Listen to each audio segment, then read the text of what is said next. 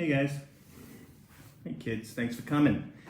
We have been doing this for the last 70 days. I started this, I think, March 22nd with 3 books in my house, just on a lark. And since then, you guys have come through and sent me hundreds of books, I suspect, that are laying all over my house, and I'm so appreciative. So for anyone who has joined me for any one of those 70 days, thank you. I hope it's provided you a little bit of escape, a little bit of silliness, a little bit of funny voices, and a little bit of time just to relax. It has for me, and I appreciate it. Thank you, everybody. So tonight we're going to read Margret and H.A. Ray's Curious George at the Aquarium.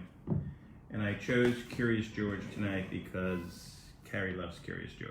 So, Curious George at the Aquarium.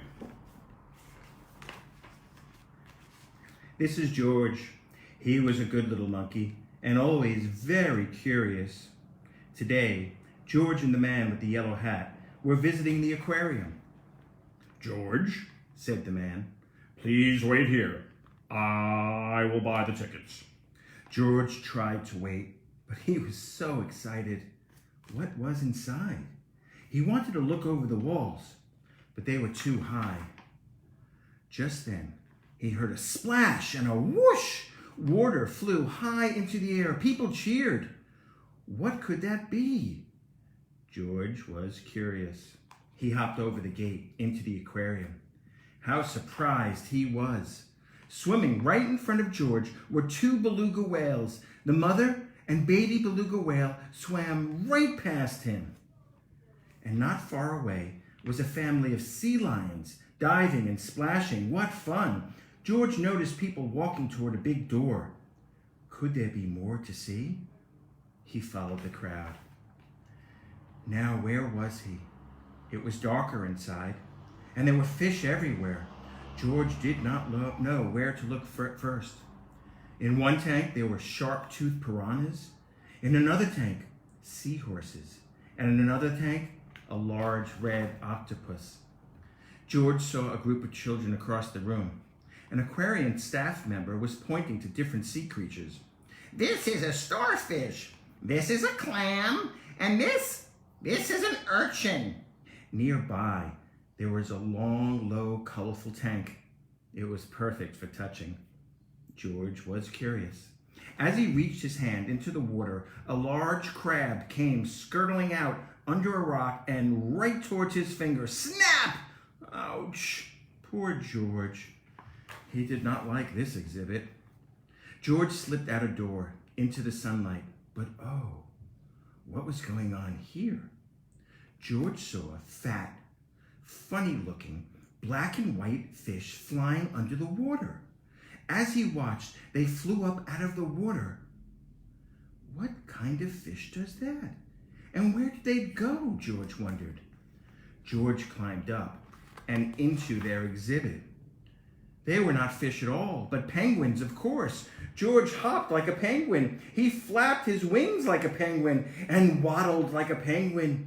A crowd gathered and laughed. But when he slid on his belly like a penguin, the aquarium staff stopped by to check on the penguins. "A monkey in the penguin exhibit!" George opened a door to escape, but instead all the penguins ran out. Penguins, penguins everywhere!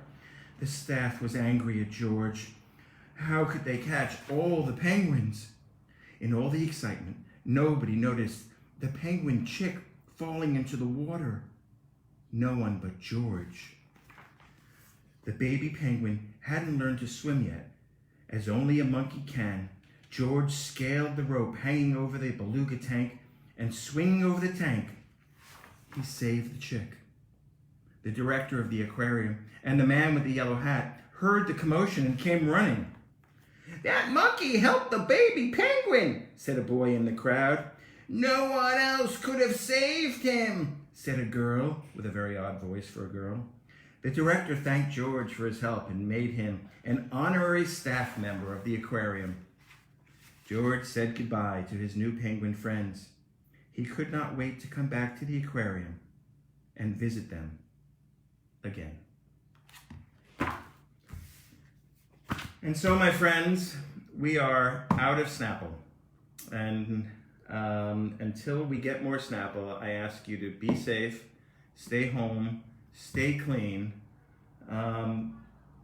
Say his name, George Floyd. And I love you all. And Carrie, I love you, and it's time to come home. Thank you, guys. Love you all. Be safe.